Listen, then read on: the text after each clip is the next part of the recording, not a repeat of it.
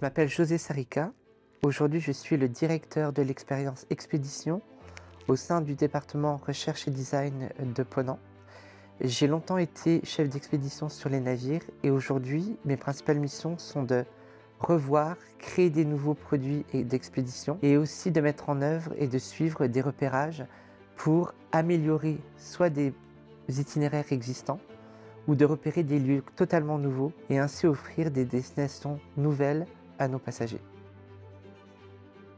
Les objectifs de cette mission, c'était de valider des ports d'escale, de voir si le navire pouvait être à l'ancre et s'il au mouillage ou à quai, mais surtout et aussi de trouver des activités pour les passagers les plus diverses possibles pour offrir une expérience globale, exclusive et diversifiée.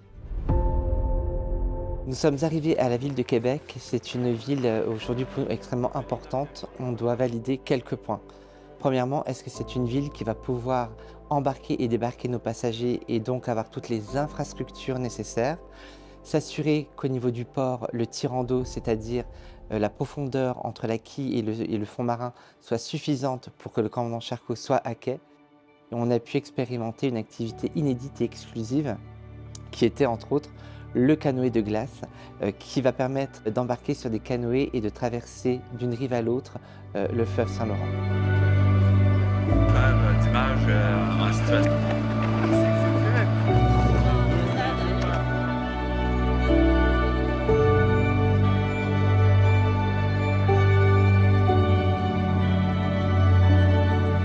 Ensuite, c'est dans un endroit qui s'appelle le village Jacques-Cartier, où chaque année ils construisent un château de glace et on a la possibilité d'y passer une nuit et chaque chambre a une thématique et ça donne une expérience tellement incroyable qu'on souhaiterait éventuellement offrir cette expérience aux passagers avant d'embarquer ou après l'embarquement à Québec, car passer une nuit dans cet hôtel de glace, c'est une expérience inédite.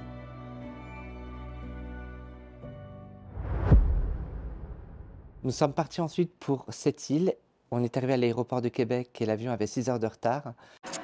Là actuellement, l'avion est retardé. On en profite pour avancer dans les documents et de finir tout ce qu'on a à faire avant d'attaquer une nouvelle mission. Mais tu vois, ça permet de prendre de l'avance, de rédiger nos rapports.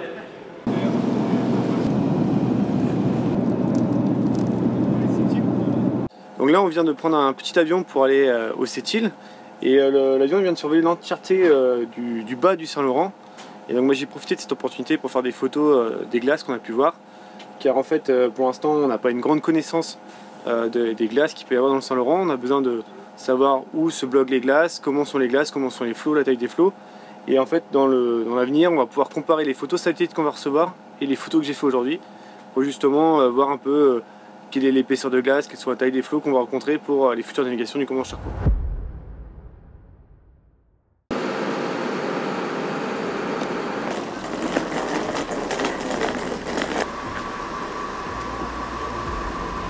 Une fois arrivé à cette île, on est tout de suite parti en motoneige pour 45 minutes à travers la forêt boréale.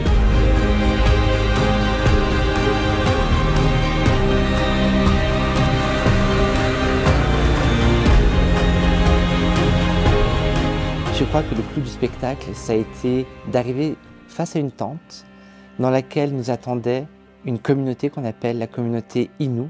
Le mot pour dire bonjour, c'est kwei-kwei. C'est aussi des propriétés médicinales, ça. Ça dégage les bronches en même temps. Tout vient de la nature, il ne faut jamais l'oublier. Et là, devant nous, une femme qui chasse le caribou et qui vous explique leur amour pour la chasse et le respect immense qu'ils ont pour ces animaux. La première fois que j'ai vu un caribou, ça a 33 ans. J'en ai 41 aujourd'hui. Puis ma passion, il est venu de là. Puis là, il me disait tout le temps, mon mari, il me répétait sans cesse, il me disait, t'es un Innu, t'es pas une métisse. Tu sais, puis aujourd'hui, je peux te dire, je suis fière d'être Innu. Comme vous voyez, vous avez mangé le cœur de caribou. Tu sais, c'est un des mets traditionnels vraiment typiques. Puis Manouchka, il est en train de faire cuire du steak de caribou. Ça a été un moment très puissant, car en fait, il était inattendu. Et là est venue l'idée de se dire, mais On doit absolument en fait créer cette interaction avec nos passagers et cette communauté. Je suis fière de partager le caribou, tu sais, avec vous autres. Tu sais, c'est une denrée rare aujourd'hui pour nous autres, ça. Quand nous, on amène nos clients vers vous, c'est dans le but de les éveiller à quelque chose, de piquer leur curiosité. Et comme l'a dit Monsieur Moreau avant vous, je trouve que tout passe par là. En fait, c'est vous la vraie richesse de ces voyages. C'est la rencontre qu'on fait avec vous, c'est avec humilité vous écouter. Et je trouve que c'est ça qu'on a envie d'amener à nos passagers. En fait, c'est leur ouvrir les yeux. Tu vois, tu m'aurais dit tu fais manger du cœur de caribou. J'aurais dit bah je vais peut-être y réfléchir, mais en fait, je me suis laissé embarquer parce que l'histoire était vraiment belle. Et ben, je me régale, tu vois, je mange avec mes doigts le steak. Merci parce que ce que vous nous avez offert là, ça n'a pas de prix. Honnêtement. Merci beaucoup. Donc c'est un jour, au Québec, je promets que si je vois un caribou, je penserai à toi.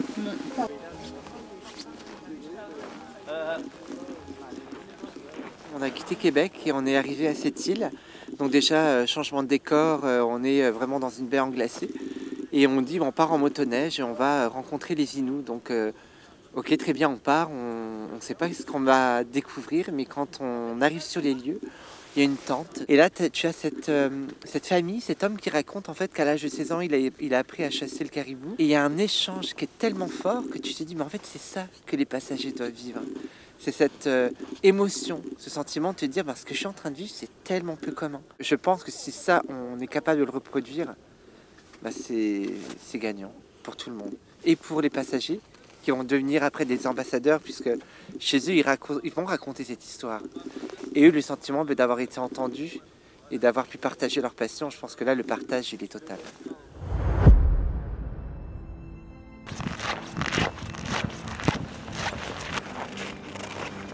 Bon matin, bienvenue à cette île. Bon matin. Deuxième matin, et là, vous vous réveillez devant la belle baie.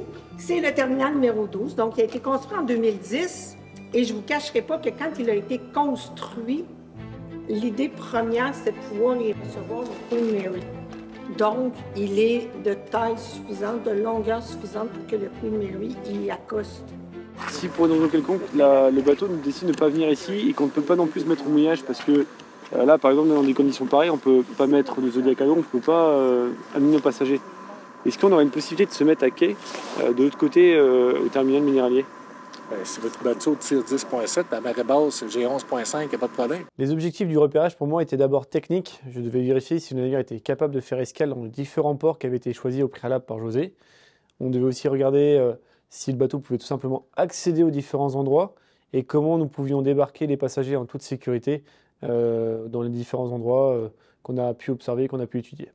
Effectivement, ce matin, j'avais un petit peu peur des conditions de glace et de la profondeur. Et finalement, il m'a expliqué que les marées, le dragage est fait régulièrement. On est assuré d'avoir une bonne profondeur, ce qui est un bon feu vert pour venir à cette île. Eh ben merci. Au plaisir de vous avoir ici à cette île. Et ben j'espère venir en 2025. Excellent. Merci. De rien, avec plaisir. Merci. Les difficultés pour construire un tel repérage, c'est avant tout des questions logistiques. On a sur le papier un itinéraire à suivre, on doit choisir des escales, on aimerait bien toutes les faire, mais pour cela, on devrait rester plus qu'un mois et c'est juste pas possible. Donc le plus dur, c'est vraiment de choisir les étapes clés qui vont donner du sens à ce voyage et surtout de pouvoir y accéder parce qu'on est quand même en plein hiver. Je trouve que tu soulèves un point important de repérage, c'est de 1, qu'est-ce qu'on peut faire et surtout comment on peut faire pour que les passagers débarquent. Parce que si tu as une expérience de dingue, mais qu'au final tu es bloqué parce que les passagers ne peuvent pas débarquer, eh bien ça ne sert à rien. Donc là, on a verrouillé les 2 points les plus critiques. Donc je pense que lui, cette île, on va pouvoir essayer de proposer cette expérience de fou aux passagers. Ouais, il faut qu'ils viennent parce que là, il faut qu'ils viennent. Grâce à ton expertise. Allez, on y va. Ça marche.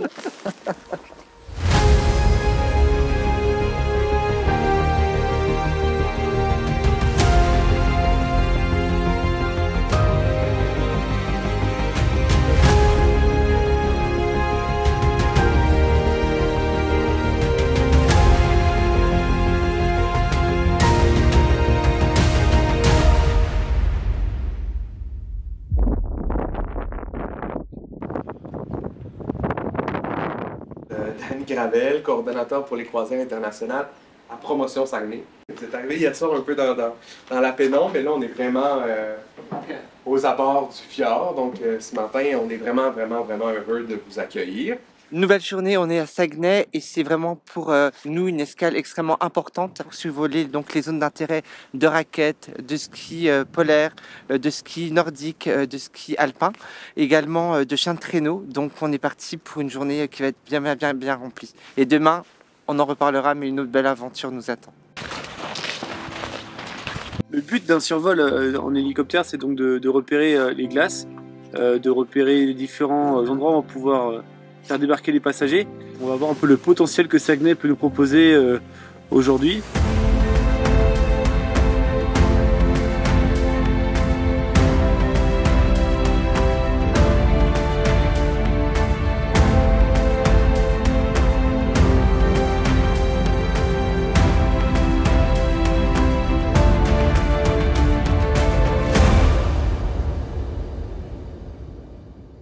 On est arrivé en hélico dans un endroit incroyable qui est donc la vallée des momies ou la vallée des fantômes.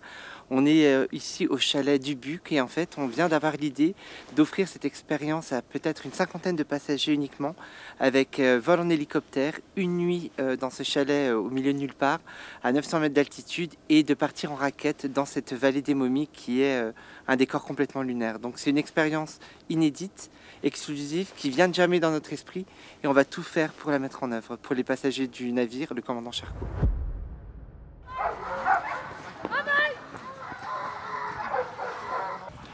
Nala, Nala, ok, Bonnie, Céleste, ok, c'est bien, ok, Apache, ok. Alors aujourd'hui on est à Saguenay, on est en train de faire une activité complètement immersive avec des chiens de traîneau, on est à la fois musher ou à la fois ce qu'on appelle princesse dans le traîneau, on est au plein cœur de la forêt boréale, on est sur des lacs gelés, c'est une expérience immersive comme on les aime, comme on veut offrir à nos passagers, là c'est le paradis. C'est vraiment le paradis.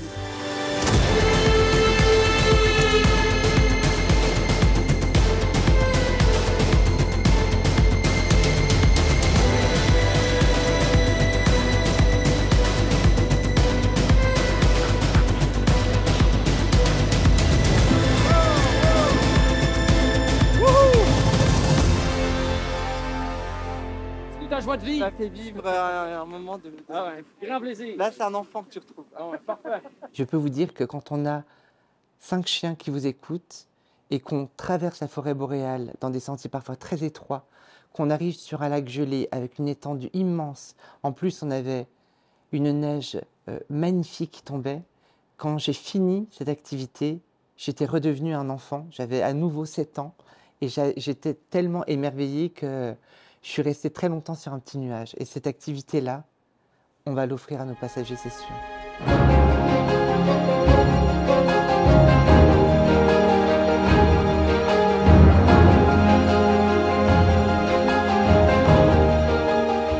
Donc voilà, on vient de finir un vol en hélicoptère dans le fjord du Saguenay et au-dessus de la ville du Saguenay. Donc très intéressant, on a pu justement voir le chenal qui est brisé par le brise-glace de la garde côtière canadienne. Et aussi la zone qu'ils appellent la zone de virage qui va nous permettre de nous positionner pour rentrer dans la glace et faire un débarquement banquise, on l'espère, le jour de l'escale de Saguenay. Et à ce moment précis, on sait que Saguenay va devenir une escale phare. Il y a énormément d'activités, un très haut potentiel pour satisfaire tous nos passagers. Et aujourd'hui particulièrement, on va tester quelque chose qu'on n'a jamais expérimenté. Il s'agit de villages de pêche directement posés sur la banquise. C'est des petites cabanes de toutes les couleurs, c'est vraiment déjà très joli. Et dans ces cabanes, il y a des trous dans la glace pour pêcher le fameux sébaste, qui est un poisson de fond. Et on est entouré de guides locaux qui vont nous apprendre à pêcher. Donc même pour les amateurs comme moi par exemple, on a la possibilité de très vite comprendre la technique. Alors on est en plein dans le fjord du Saguenay qui est complètement pris par les glaces. L'environnement est juste magique et on est en train de pratiquer une activité ici qui est très fameuse. C'est la pêche blanche où en fait on fait des trous avec une terrière. Et si je sens qu'il mord, la canne à pêche sur le devant va se pencher un peu et là je vais ferrer.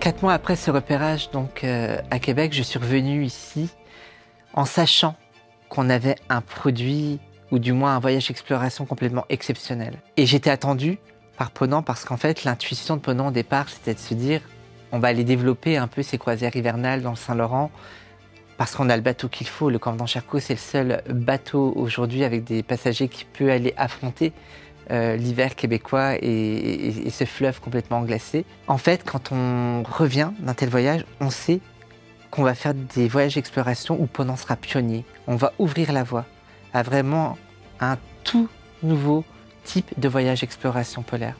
Et ça, c'est vraiment la force de ce voyage. Et en plus d'être pionnier, pour moi, ce qui était le plus important, c'était de se dire il faut que les communautés soient au centre de ce déploiement. Il faut que les activités qu'on va co-construire avec ces dernières, elles soient exclusives, elles soient extraordinaires. J'ai envie que les gens, quand ils vont arriver au Québec, ils renouent avec leur âme d'enfant. Quand on fait du chien de traîneau dans une forêt boréale et qu'on peut être musher ou à l'intérieur du traîneau, on vit quelque chose de tellement puissant qu'on se reconnecte à quelque chose en nous qui est vraiment précieux. Je reviens en fait du Québec où j'ai pu annoncer notre venue au mois de janvier et mars 2025. Et il y a eu un tel engouement. Que ce soit les Inuits qui clairement ont dit aujourd'hui que Ponant était la seule compagnie de croisière au monde international à mettre cette communauté en avant, en lumière, eh bien moi, ça me touche énormément. Quand on va aller à Saguenay, quand on va aller à Québec, qu'on va aller à Sept-Îles ou même à Gaspé, ils vont tous changer les dates de leur festival ou de leur carnaval d'hiver pour nous permettre de le vivre. Ils vont décaler ces dates qui sont pour eux cruciales parce qu'ils ont envie de le partager avec nous. Donc c'est vraiment le mot partage qui pour moi me vient à l'esprit quand je pense à ce qu'on a vécu. Et c'est ça que je souhaite plus que tout que les passagers vivent. Ils vont tomber en amour, j'aime beaucoup cette expression québécoise, non seulement avec les paysages qu'ils vont voir, avec les activités qu'on met en place, avec les communautés qu'ils vont rencontrer, mais avec tous les Québécois qu'ils vont rencontrer. Ça sera une deuxième famille. Et en ce sens, je me dis que s'ils repartent avec ce sentiment, ils n'auront qu'une envie, c'est celle de revenir. Donc ce voyage, mais faites-le, même si vous êtes Québécois, qu'importe. Venez découvrir le Québec, c'est juste une autre planète qui, moi, me bouleverse et j'espère qu'elle va vous bouleverser de la même façon.